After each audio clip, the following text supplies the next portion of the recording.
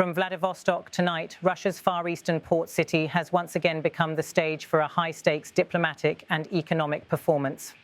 Hours after leaving Beijing, where he shared handshakes and headlines with Chinese President Xi Jinping, Vladimir Putin has landed here, greeted by officials, cameras rolling, and the unmistakable intent to project continuity of power.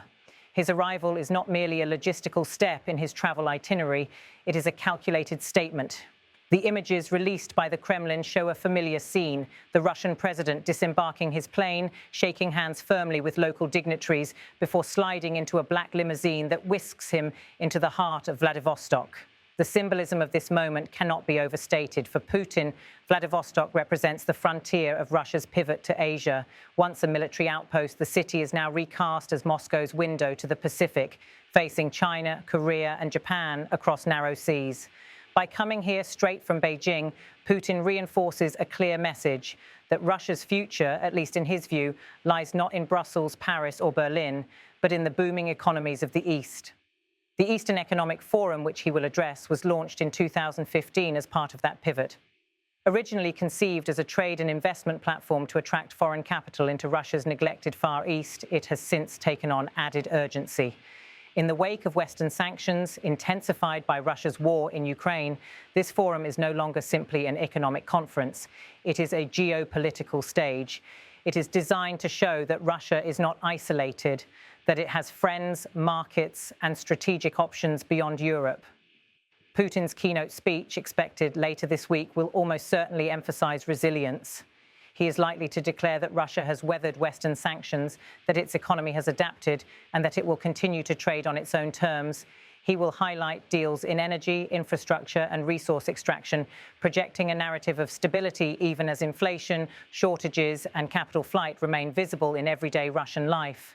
The choice of Vladivostok carries deep resonance. Historically a naval stronghold and a gateway for military power in the Pacific, it is now presented as the centerpiece of Russia's economic eastward shift.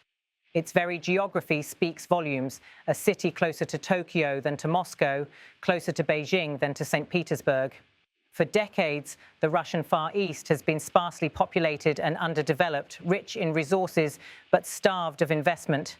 This forum is supposed to change that, bringing in partners from Asia to fund pipelines, ports, and railroads that Moscow can no longer afford to finance alone. Hours before stepping onto the tarmac here, Putin was in Beijing. There, alongside Xi Jinping, he reinforced the image of a strategic partnership that extends from diplomacy to energy. China has become Russia's largest buyer of oil and gas, its financial backer in a time of sanctions, and its most powerful geopolitical ally. The transition from Beijing to Vladivostok is deliberate.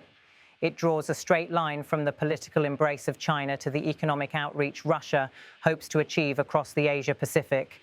But the challenges are immense. Russia's war in Ukraine continues to drain resources, costing billions each month. Sanctions limit access to technology, financing, and markets. Many analysts argue that the Eastern Economic Forum has been stronger on rhetoric than results. Long lists of memoranda signed, but fewer projects actually built. Foreign investors, while interested in Russia's raw materials, remain wary of political risks and unpredictable regulations. For them, the question is not whether Russia has resources, it clearly does, but whether it can be a stable and trustworthy partner. Nevertheless, the Kremlin is determined to stage this as a moment of triumph. Cameras capturing Putin's arrival are part of that choreography. Every handshake, every step off the plane, every glimpse of the motorcade is designed to tell a story. Russia remains a global player, and its president remains firmly in control. Over the coming days, the forum will host delegations from across Asia, including Chinese, Indian, and Southeast Asian representatives. Energy deals will dominate discussions: pipelines, oil shipments, gas contracts.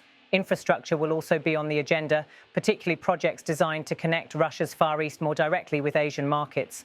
The Kremlin hopes that this will be seen as evidence of a new economic geography, a Eurasian network where Moscow is no longer dependent on Western Europe. For Russia's Far East, the stakes are personal. This vast region is rich in oil, gas, timber, and fisheries, yet sparsely populated and difficult to develop. For decades, it has suffered from underinvestment, depopulation, and neglect. Moscow wants to reverse that trend by making it a hub of Asian trade.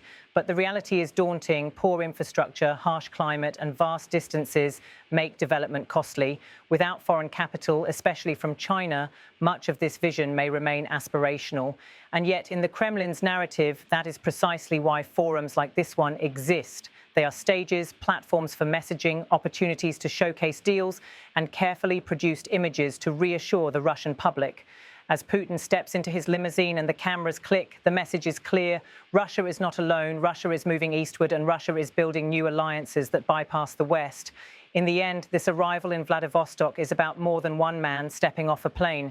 It is about an entire country seeking to redefine its place in the world. It is about a pivot away from Europe, forced by war and sanctions, and an embrace of Asia fueled by necessity and ambition. For President Vladimir Putin, it is also about legacy.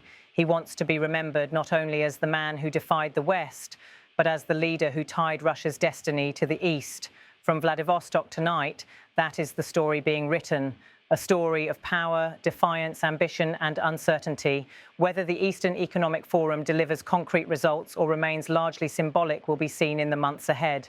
But for now, the cameras have captured the image Putin wanted. A president arriving with confidence, a country turning to new horizons, and a message broadcast far beyond Russia's Pacific shores.